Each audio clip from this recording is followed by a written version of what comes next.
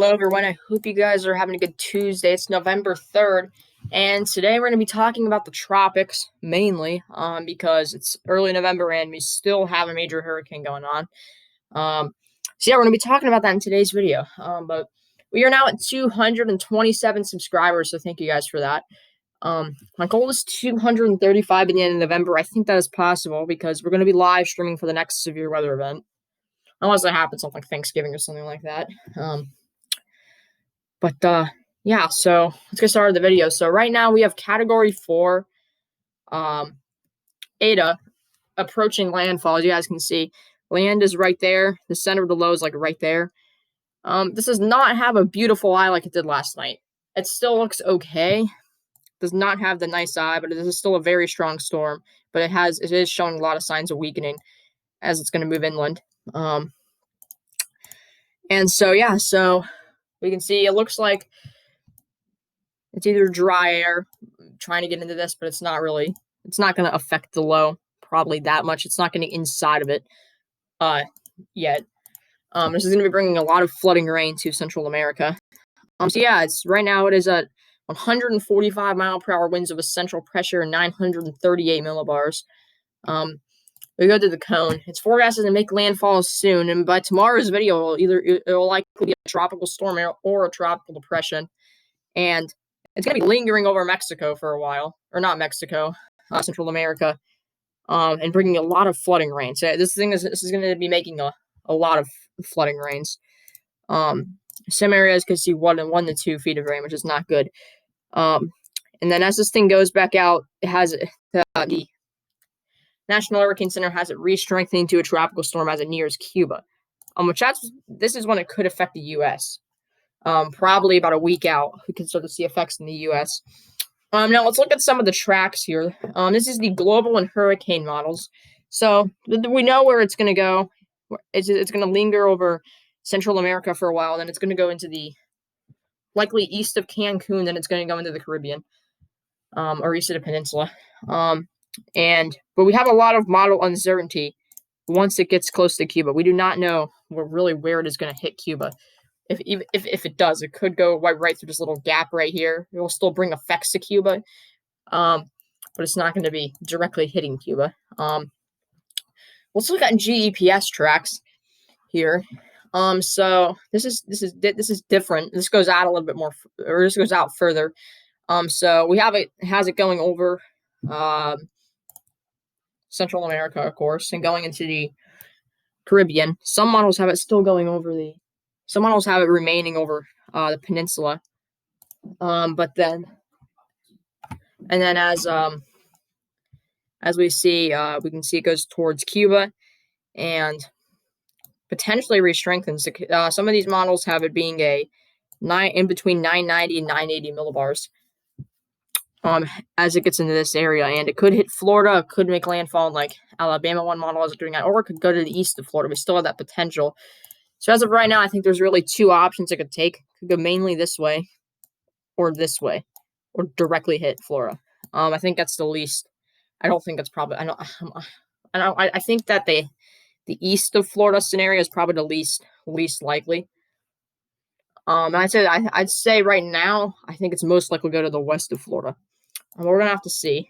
As of right now, there's still a chance of it hitting, just straight up hitting Florida, the southern part of Florida, which will not be good because that area is very prone to flooding. And we go to the GEFS tracks, which is GFS ensembles. So we can see right now it's very strong, of course, and it's going to weaken. And we have a little bit of model uncertainty when it goes into this area. We have a lot of tracks going through there, and then hits Cuba, and most of the GEFS tracks is going to the west of Florida. We do have a few going straight up hitting Miami and going to the east of Florida. But right now, I still think it's likely to go to the west of Florida, but we'll have to see what it does. That is still pretty far out. And these models do have it strengthening to around 990 to 980 millibars once it gets into that area. So, we're going to have to see. Now we move to the GFS model here. we're actually going to be looking at what these models are predicting now. So we can see the GFS is going over land. It has it, the center of it kind of lingering around, bouncing around in this area, then going up towards Cuba. And the GFS is going to be in blue because we're going to be looking at a few different models. And then we have it going, let's do this. And the GFS is going and straight up hitting Florida. So the GFS has it doing this. And my pen got smaller, of course. That's Epic Pen. Yeah, so the GFS is doing that. And now in pink, we're going to be doing the Canadian model. Got I moved. We're going to have to see the Canadian model here. This should work. Yep. Right. And then so with the Canadian model, it has it being a little bit of a slower system. It has it being a larger system also. So it has it making landfall, kind of going into this area. And then it has it going up and straight up also hitting Central Florida, then kind of going to the west. And so it adds it kind of doing that. So a more of a weird shape, but still kind of similar. And then in black, we're going to do the European, or the ECMWF. So this does look to be different already. So let's get the pen up. So the European has this thing kind of what looks to be doing like. By the way, so my pen got smaller. Has it kind of doing this. So definitely some weird tracks we're seeing here, but it could still hit Central Florida, or straight up as hit not Central Florida, but Southern Florida, or it could go to the west of Florida. I think it's pretty unlikely for it to go to the east, but there's always that chance this could switch. So yeah. Now let's switch topics. Let's talk about the our upcoming winter storm now. So we see we do have a big storm system at the end of this week starting to impact areas of the Northwest. For some reason, my pen is now transparent. All right, there we go. So yeah, you can see we have some snow in the upper or snow in higher elevations and rain in the lower elevations of the Pacific Northwest. And as we go forward in time here, let's go to where our winter storm actually enters the plains. So you can see Sunday and Saturday will be very windy in the high plains. And then we have our storm system come into the high plains. It has a very strong low pressure system with 986 millibars. And this has the track of this snowstorm has shifted west a little bit, actually a good amount. It has shifted west since yesterday's video. So the blizzard conditions could probably be for that area now, no longer that area. And so we see brings very heavy snow to areas of southern Canada and northern Montana. And this will likely be, if this happens like this will be a very strong blizzard for probably this area. And yeah, so this is a very strong low pressure. And we're going to have to see what that does because this could be a winter storm. Now, I don't think that we really have a severe thunderstorm potential with this. But with our second winter storm, we had one yesterday. So let's actually talk about our second winter storm now. So as we go towards Tuesday, we have another low pressure that pops out.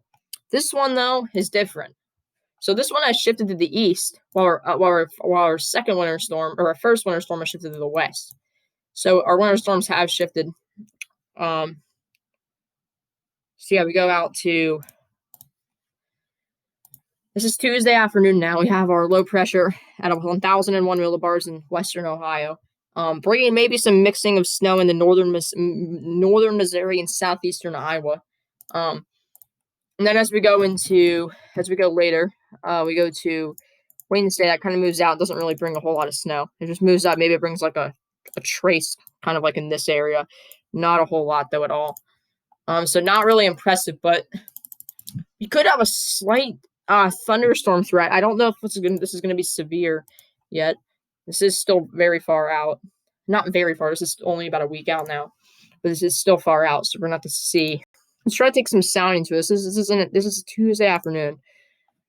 Let's see. All right, so we have no cape with this sounding. Terrible cape. Shear is bad. Hodo is bad. But dew points are 67. So that is interesting. So yeah, we're gonna have to see if we're gonna have a severe event or a severe threat with this. Let's look up in Kentucky now. I don't think we're gonna have maybe a thunderstorm threat. Probably not severe anymore. Unless we're out to see that could change. Yes, but that wraps up this video. I hope you guys enjoyed it. I'll be back tomorrow. But yes, bye.